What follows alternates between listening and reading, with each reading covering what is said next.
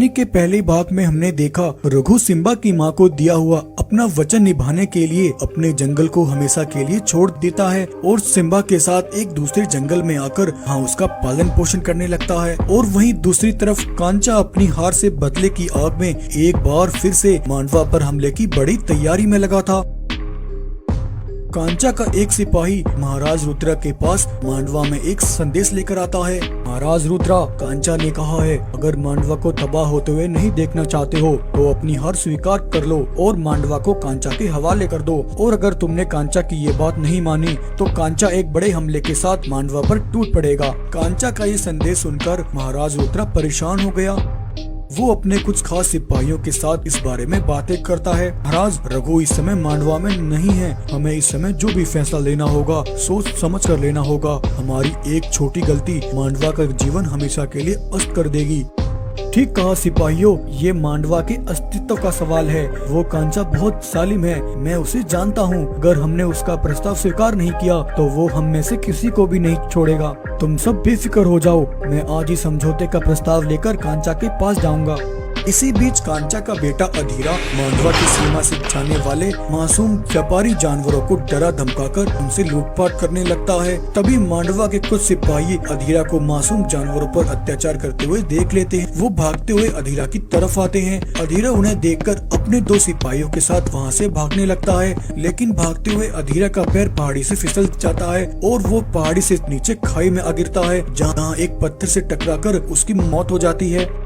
कांचा के सिपाही जब अधीरा का शव लेकर कांचा के पास आते हैं, वो अपने बेटे अधीरा की लाश देखकर गुस्से से भड़क उठता है। किसने किया? मेरे बेटे को किसने मारा? जल्दी बताओ। महाराज, ये सब मांडवा के सिपाहियों ने किया है। इसमें हमारी कोई गलती नहीं है महाराज। ये सुनकर कांचा गुस्से में आकर अपने ही सिपाहियों पर हमला करके उन दोनों को वहीं मार डालता है।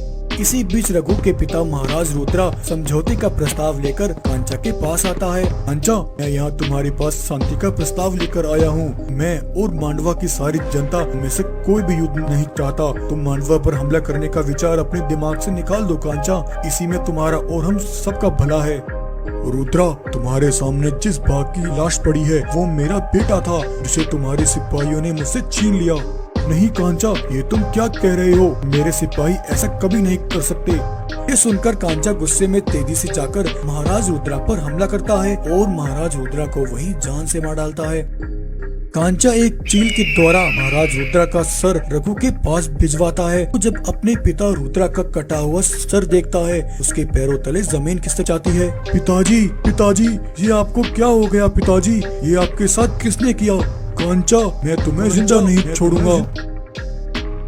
वो एक दिन मांडवा के कुछ खास सिपाहियों से जाकर मिलता है। मांडवा के सिपाहियों, क्या तुम सब मांडवा की रक्षा के लिए दुश्मन से युद्ध के लिए तैयार हो? हाँ महाराज, हम सब आपके साथ हैं। अगर कांचा युद्ध चाहता है तो युद्ध ही सही, हम अपनी जान दे देंगे, लेकिन मांडवा पर कोई भी आंच नहीं आने देंगे।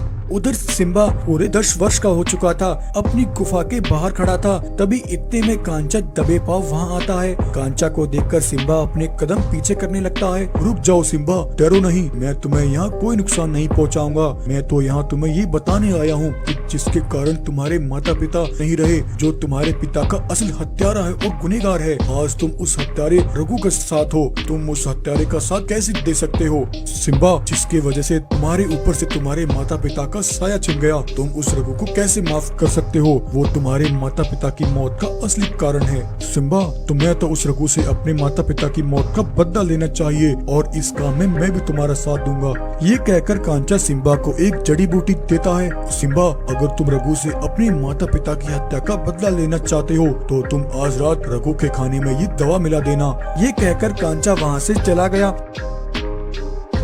रात में जब रघु गुफा पर लौटता है तब सिम्बा उसके खाने में कांचा की दी हुई दवा मिला देता है। रघु और सिम्बा दोनों एक साथ भोजन करते हैं। अगली सुबह कांचा अपने सिपाहियों के साथ आकर रघु के घर को चारों तरफ से घेर लेता है। अब तक तो रघु का काम तमाम हो गया होगा। सिम्बा, बाहर आ जाओ, तुम्हें हमसे डरने की कोई जरूरत नहीं है। अब से तुम मेरी हिफाजत में रहोगे। तभी रघु दरवाजा खोलकर बाहर आता है। रघु को जिंदा देखकर कांचा के होश उड़ जाते हैं। ये रघु जिंदा कैसे बच गया? कांचा, तुम्हें क्या लगा? तुम एक मासूम बच्चे को अपनी बातों में बहलाकर सिम्बा को मेरे खिलाफ करना चाहते थे, लेकिन सिम्बा ने मुझे रात में ही सब बता दिया था। हा हा हा हा हा हा हा। कोई बात नहीं रघु, तुम तब जिंदा बच गए, लेकिन अब नहीं बच पाओगे। मैं मांडवा पर अपना कब्जा करूंगा और तुम्हें अपना गुलाम बनाकर रखूंगा। कांचा, तेरा ये सपना अगले जन्म में पूरा होगा। जरा पीछे मुड़कर देख। कांचा ने पीछे मुड़कर देखा तो उसके पीछे मांडवा के वफादार सिपाही युद्ध के लिए तैयार खड़े थे। रघु और उसके सिपाही मिलकर कांचा और उसके सारे सिपाहियों पर हमला कर देते हैं। मांडवा के सिपाही एक एक करके कांचा के सिपाहियों को खून में नहला देते हैं और वहीं रघु भी कांचा पर हमला करके कांचा का हमेशा के लिए अंत कर देता है। इस तरह आज रघु अपने पिता की धरोहर मांडवा जंगल को कांचा के बड़े हमले से बचा लेता है और दूसरी तरफ सिम्बा की माँ को दिया हुआ वचन भी पूरा करता है। ये कहानी आपको कैसी लगी? अगर कहानी अच्छी लगी हो तो वीडियो को लाइक